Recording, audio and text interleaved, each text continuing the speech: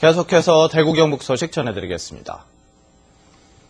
대구 경북 지역은 오늘도 대구와 의성의 낮 최고기온이 33도까지 올라가는 것을 비롯해 구미 32, 포항 30도 등 26도에서 33도의 분포로 무더운 날씨가 이어지겠습니다. 대구와 경북 남부 내륙 지역은 자외선 지수가 위험 단계여서 야외 활동에 주의가 필요합니다. 대구 기상들은 이번 주는 일요일까지 낮 기온이 30도 안팎까지 올라가는 더운 날씨를 보이다가 다음 주 월요일에서 화요일 사이 비가 내리면서 기온이 다소 낮아질 것으로 전망하고 있습니다.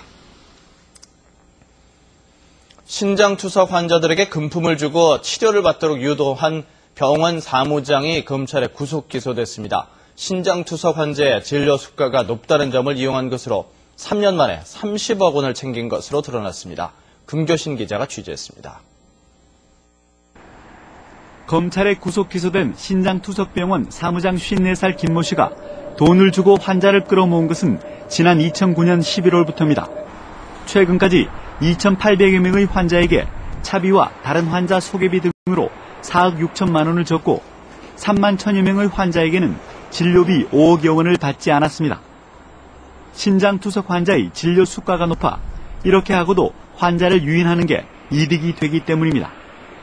실제 신장투석 환자는 1인당 한 달에 13회의 투석을 받고 있는데 1회 진료 수가가 15만 원 정도에서 환자들에게 금품을 제공하고 치료비를 받지 않아도 국민건강보험공단에 신청한 진료비로만 3년간 약 30억 원의 수익을 올렸습니다.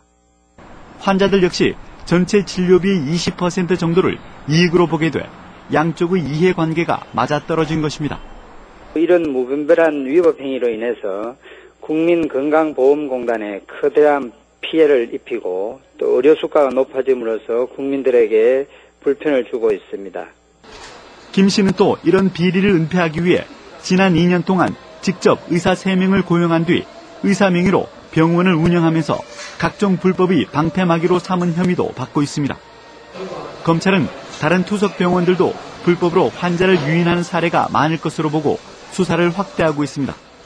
또 수사가 마무리되면 신장투석 환자의 진료 수가 문제를 공식적으로 보건복지부에 제기하는 등 제도 개선에도 나설 계획이라고 밝혔습니다.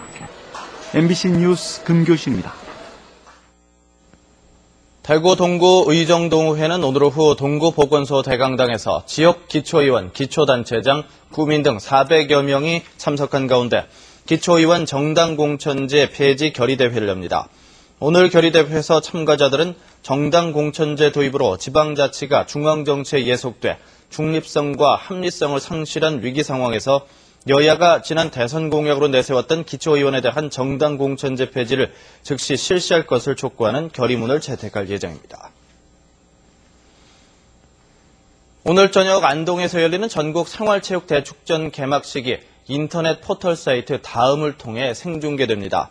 스마트폰 이용자들은 다음 앱을 다운받으면 모바일로도 개회식을 시청할 수 있습니다.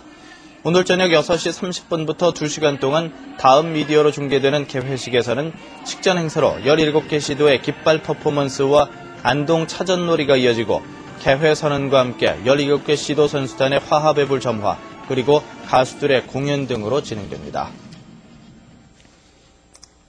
제42회 전국 소년체육대회가 17개 시도 선수와 임원 16,000여 명이 참가한 가운데 내일 대구에서 개막해 오는 28일까지 나흘 동안 계속됩니다.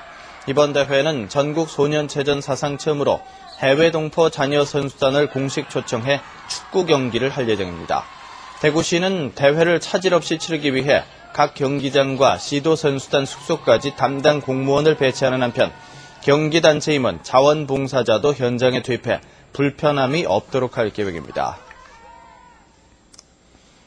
대구지방검찰청이 대구시와 경상북도 지역경찰청, 노동청과 함께 지역의 집단 분쟁 등 사회 갈등 해결을 위한 사회 갈등 조정 상설 협의체를 구성했습니다.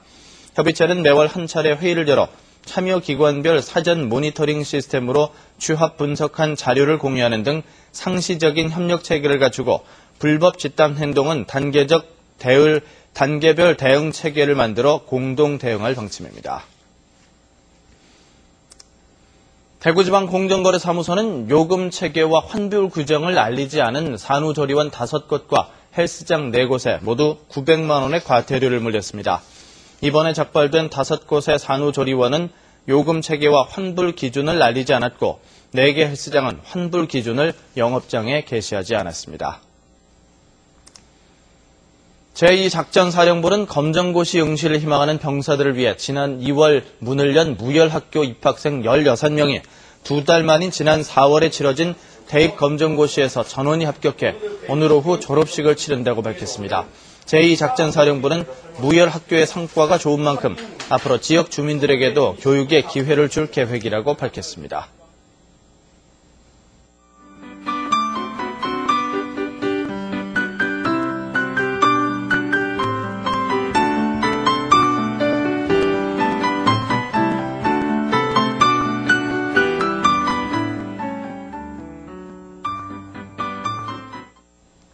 MBC 생활뉴스를 마칩니다. 고맙습니다.